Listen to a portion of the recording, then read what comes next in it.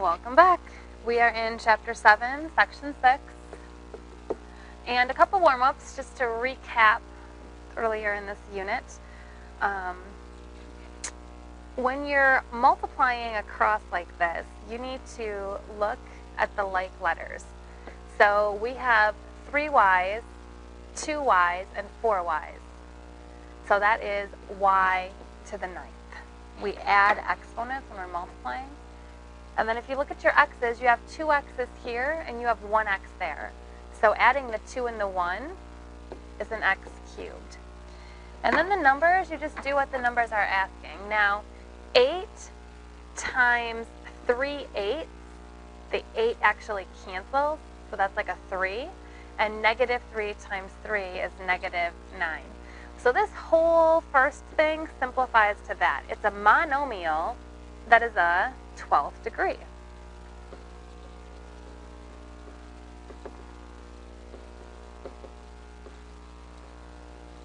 Which means it could have, if it was just x, it could have up to 12 x-intercepts. Okay, for me, when I have a negative exponent, the easiest thing is to flip it right away. So I'm going to rewrite 5x to the 5th, y cubed, z to the negative 8. I'm rewriting it exactly as it is. 4x squared, y to the negative 3, z to the 5. And then I'm going to square the whole thing. So I've flipped it and changed the negative into a positive. So now this squared goes through to every single piece. So 5 squared is 25. X to the 5th squared is x to the 10. A power to a power you multiply. Y cubed squared is y to the 6. Z to the negative 8 squared is z to the negative 16. And then on the bottom, 4 squared is 16. X squared squared is an x to the 4th. Y to the negative 3 squared is a y to the negative 6. And z to the 5th squared is a z to the 10. Next step. Negative exponents need to move to the opposite side of the fraction and they become positive. So now I have 25, I'll squeeze it right here, x to the 10, y to the 6, and then I'm moving this y to the negative 6 up, and it's another y to the 6. And on the bottom we have 16, x to the 4th, z to the 10, and I've moved that z to the 16 down, and it becomes a positive. Now we put our like terms together. So, in x to the 10 over an x to the 4, we actually bring that 4 up and subtract it. It's kind of like there's 10 x's on top and 4 on the bottom. So we're left with 6 x's on top. The y's we put together, that's a y to the 12. The z's we put together, that's a z to the 26. And then we have 25 over 16, which you can just leave.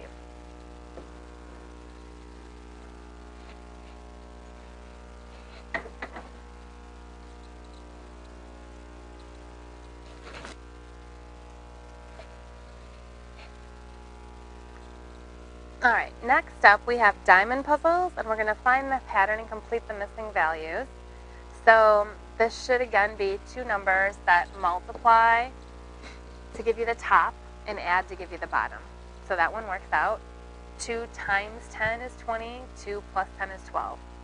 3 times 4 is 12, 3 plus 4 is 7. 1 times 5 is 5, 1 plus 5 is 6. Okay, so 6 times 7 is 42, and 6 plus 7 is 13. So see if you can figure out this last one. 8 times what is 72, and that's 9. And then 9 plus 8 is 17.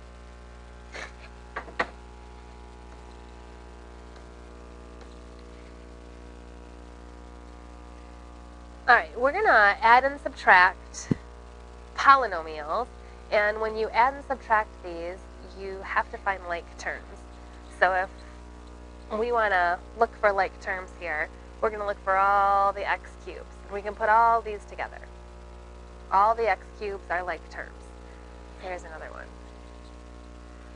And then all of the x squared y, those are like terms. So let's put those together. You should probably circle them on your paper.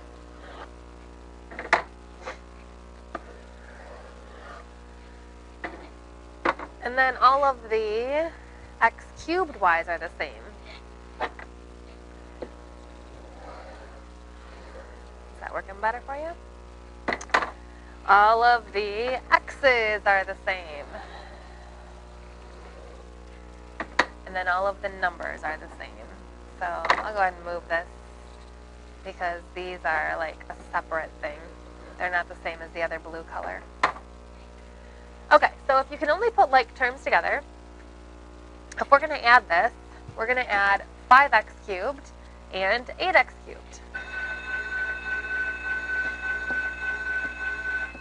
That's 13x cubed.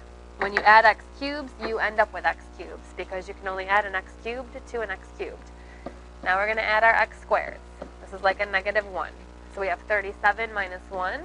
That's 36. Okay, I'm going to slash and dash so I don't lose that. We have a negative 2x and a positive 1x.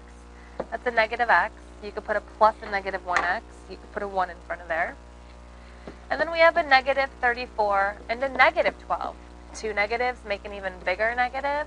You could make this plus a negative or a minus, and that is 46.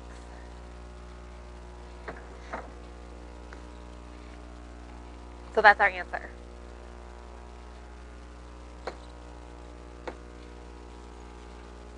All right, I did that one horizontally. You can always rewrite this and do it vertically. So I can rewrite this 8x cubed minus x squared. Now look at that. There is no x squared term. So I could put like a 0x squared placeholder in. So I'm going to not look at this anymore because it's below. And I am adding. So I have my 2x to the 4th. It doesn't have any like terms to go with it. My negative 1x cubed and my 8x cubed is a 7x cubed. My 0x squared and my negative 1x squared is just a negative 1x squared. And then I have my 4x and my 34. You see how this is going in order of the x exponents? This is 5 terms, and it's a 4th degree. And then the last one is a subtraction. So we need to make sure we distribute that subtraction to every single term. This is really a negative 5x cubed, and then a positive 6x squared, and then a negative 4x, and then a positive 11. So if we want to rewrite this, so 4x cubed plus 7x squared minus 10x plus 5. And then if we want to bring this one down, negative 5x cubed plus 6x squared minus 4x plus 11. When we put our like terms together, we get a negative 1x cubed, a 13x squared, because I'm just adding the 6 and the 7. I'm going to make both of these plus a negative. So it's negative 14x and a positive 16. So this is our answer.